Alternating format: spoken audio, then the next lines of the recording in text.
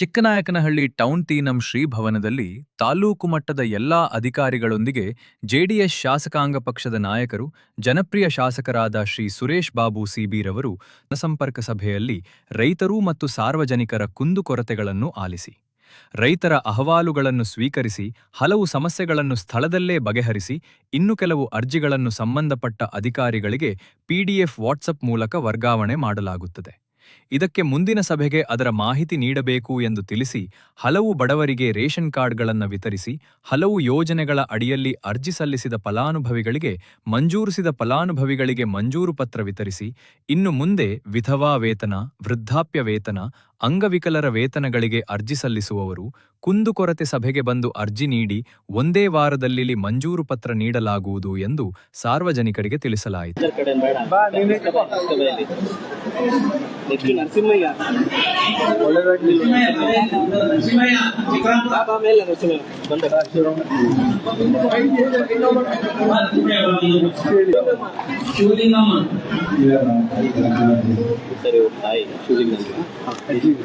ಎಷ್ಟು ಜುಂಜಮ್ಮ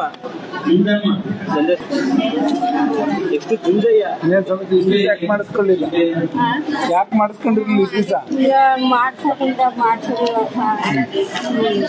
ಒಳ್ಳೇದಾಗ್ತದೆ, ನಿನ್ ಬರುತ್ತೆ. ಸುಮ್ಮನೆ ನೀನೇನ್ ಮಾಡ್ತಿದ್ದ? ನಾಗಭೂಷಣ್ ಜಯಂತಿ ನೀನು?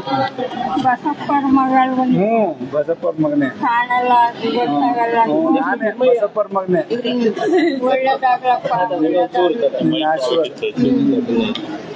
ಸರಿ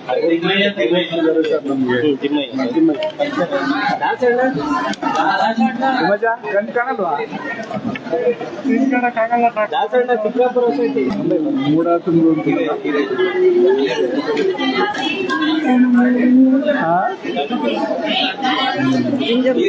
ಆಗತ್ತೆ, ಮುಂದಿನ ತಿಂಗಳಿಂದ ಬರುತ್ತೆ ನಿಂಗೆ.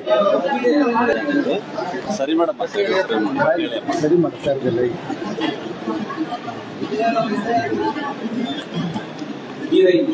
ಇಷ್ಟು ದಿವಸ ಯಾಕೆ ಮಾಡಿಸ್ಕೊಂಡಿರ್ಲಿಲ್ಲ? ಯೋಚನೆ ಯಾರು ಮಾಡ್ಕೊಡ್ಲಿಲ್ಲ. ಓಡಾಡಿ ನಮ್ಮ ಕೈಲಿ ಆಗಿಲ್ಲ. ಈಗ ಬರುತ್ತೆ, ಇನ್ನು ಸುಮ್ಮನೆ ಏನಾಗುತ್ತೆ? ಏಟಾಗಿತ್ತು. ಹೌದಾ? ಏನ್ ಮಾಡ್ಕೊಂಡೆ? ಬಿದ್ದು ನಿಮ್ಮ ಒಬ್ಬಳೇ ಇದೆಯಾ? ನೋಡ್ಕೊಂತಾರ? ಹಿಂಗೆ ಈ ಕಡೆಯಿಂದ